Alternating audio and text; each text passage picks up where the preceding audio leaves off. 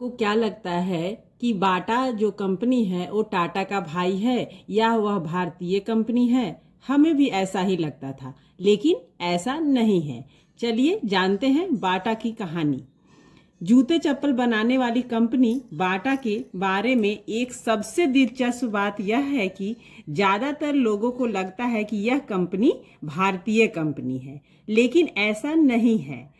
इसकी नींव मध्य यूरोप के चेकोस्लोवाकिया में पड़ी। इस कंपनी की शुरुआत थॉमस बाटा ने 1894 में 1894 में की थी। थॉमस बाटा का जन्म एक ऐसे गरीब परिवार में हुआ था जो जूते बनाने का काम करता था। अगर हम अपने देसी भाषा में बोला जाए तो यह एक मोची का काम करने वाले परिवार से थे।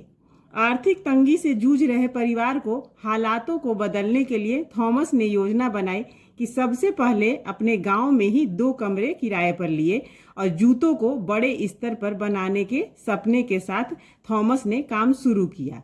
इससे अपनी माँ, भाई और बहन को शामिल किया और व्यापार में हिस्सेदार बनाया।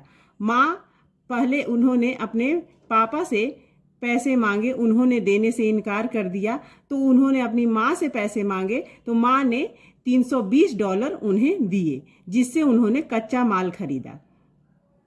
थॉमस ने कारोबार की शुरुआत की, मुश्किलें आईं तो भाई बहन ने भी साथ छोड़ दिया, लेकिन थॉमस ने हार नहीं मानी। लगातार संघर्ष से जूझने के बाद एक ऐसा भी दिन आया जब कारोबार चल पड़ा। इसे देखते हुए उसने कर्ज लेकर कारोबार को बढ़ाने का लक्ष्य तय किया, लेकिन फिर हालात बिगड़ गए और व्यापार ठप पड़ गया। कर्ज न चुका पाने के कारण हालात पतली हो गई। नतीजा, कंपनी को दिवालिया घोषित करना पड़ा। इतनी स्थिति खराब हो गई कि कंपनी पूरी तरह से ठप पड़ गई और बंद हो गई। कंपनी दिवालिया हुई और जूता कंपनी में फिर से मजदूरी करनी पड़ी, क्योंकि उन्हें और कोई काम आता ही नहीं था, सिर्फ जूता बनाना ही आता था। कंपनी दिवालिया घोषित होने के बाद थॉमस इंग्लैंड आ गए और एक जूता कंपनी में मजदूरी करना शुरू किया। काम करने के दौरान वहां जूते के व्यापार की बारीकियों को उन्होंने समझा। 6 महीने बाद काम करने के बाद उन्होंने वापस अपने देश लौटे और नए सिरे से कारोबार शुरू करने की ठानी। फिर भी उन्होंने हार नहीं मानी और फिर से कंपनी की बागडोर संभाली और फिर से कंपनी को खड़ी कर दी। दोबारा अपनी कंपनी शुरू की तो बिजनेस की रफ्तार बढ़ी। 1912 में बिजनेस इतना बढ़ा कि थॉमस को 600 मजदूरों की भर्ती करनी पड़ी। मजबूत, आरामदेह और टिकाऊ होने के कारण बाजार में जूतों की डिमांड बढ़ने लगी। मांग पूरी करने के लिए थॉमस ने शहरों में कंपनी के स्टोर खुलवाए। प्रथम विश्व युद्ध के दौरान मंदी का दौर आया और उत्पादन बुरी तरह प्रभावित हो गया। जहां सब कंपनियों की हालत खस्ता हो गए थे, जूता कंपनियों के भी हालत खस्ता हो गए थे। ऐसे हालात से निपटने के लिए थॉमस ने जूतों की कीमत 50% 50% तक कम कर दी। दाम घटाने के बाद उत्पादन में 15 गुना की बढ़ोतरी हुई। इसका फायदा उठाते हुए थॉमस व्यापार को बढ़ाने के लिए दूसरे देशों में स्टोर खोलने की तैयारी शुरू की। 1925 तक बाटा की दुनिया भर में 122 ब्रांच खुल गई। अब बाटा जूतों के साथ मोजे और टायर भी बनाने लगी थी। देखते ही देखते एक कंपनी बाटा ग्रुप में तब्दील हो गई। एक हवाई हादसे में थॉमस की लेकिन मौत हो गई।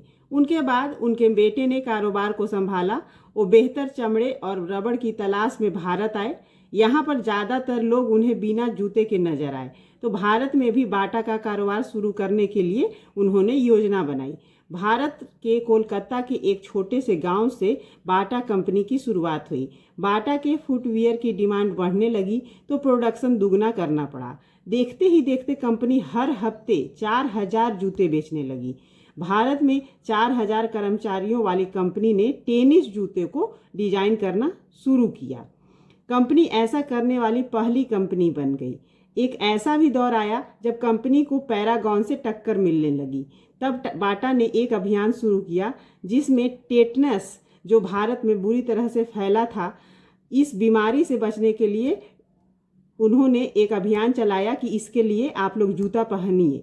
इससे कंपनी की सेल्स में इजाफा हुआ। वर्तमान में बाटा कंपनी में 8,000 से अधिक कर्मचारी काम करते हैं और दुनिया के 90 देशों में कारोबार फैला हुआ है।